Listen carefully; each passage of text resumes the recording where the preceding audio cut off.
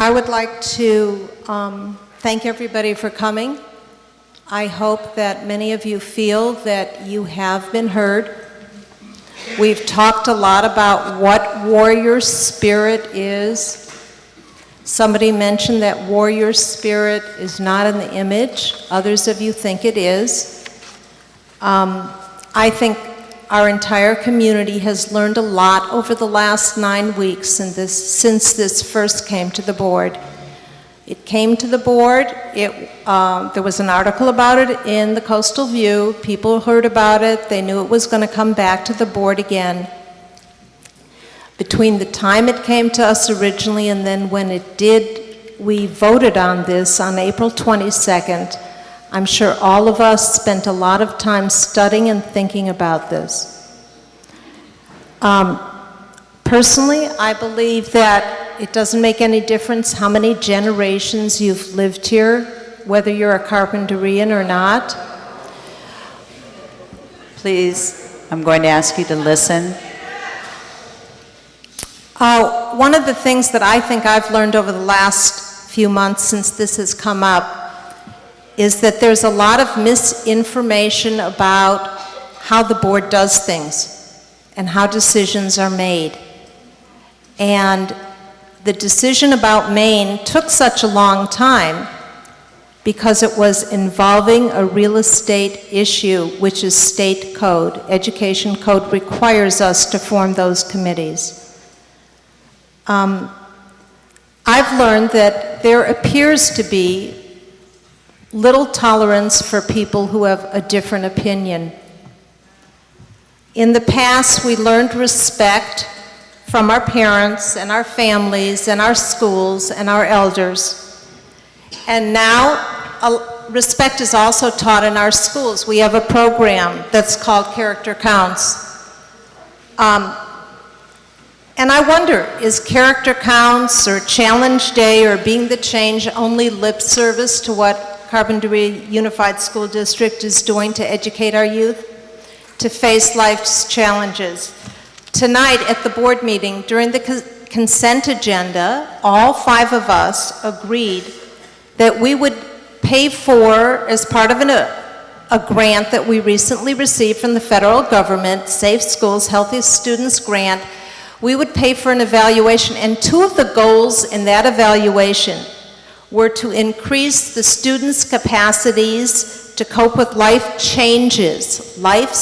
changes, and develop skills that lead to lifelong psychological and social well-being.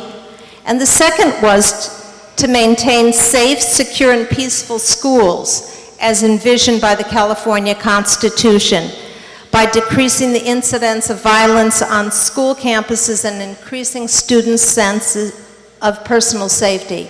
Those were 2 of several goals that all of us unanimously agreed that an evaluation on this grant would be done. This is a $2.5 million grant we have from the federal government.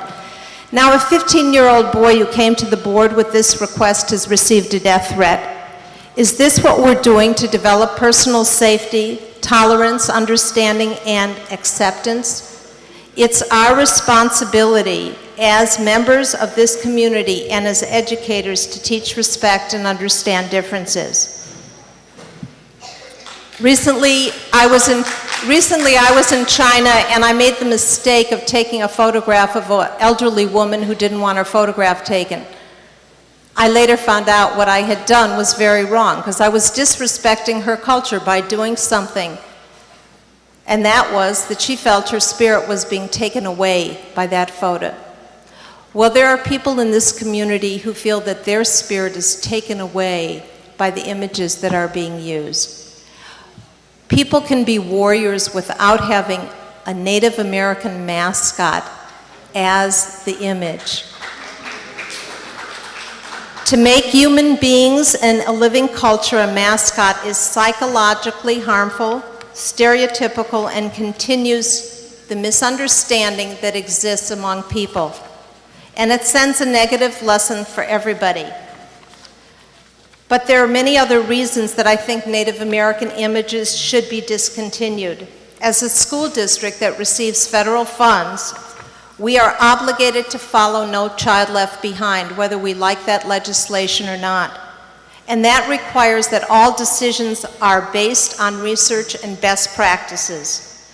Research tells us, and none of you can deny what the research says. All you have to do is go home and turn on the internet and you'll find out what the research says, that the continued use of Native American imagery is inappropriate. It's stereotypic and it continues to perpetuate inaccurate historical facts that are not educationally effective in developing strong character, free from bias, prejudice, and bigotry. Many of the largest and most respected national organizations, including the National Education Association, the American Psychological Association, American Sociological Society, to name a few, these are national organizations, all endorse retiring of Native American mascots.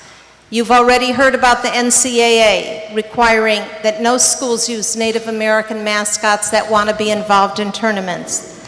And in addition to that, the California School Board Association, which governs all school boards in California, including our own, has a policy. That policy is number 122.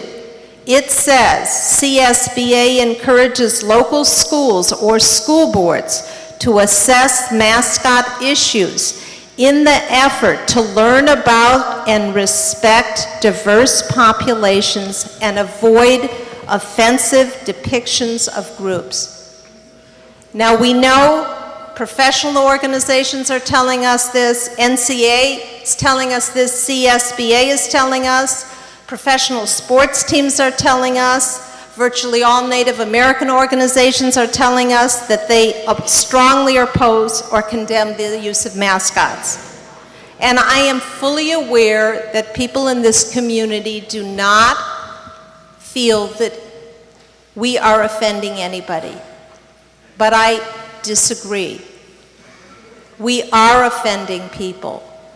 We have compromised, we have suggested that the warrior names stay and that we develop together in this community, working together, we develop a new image and keep the name. I think people can still continue to be proud warriors without having the image.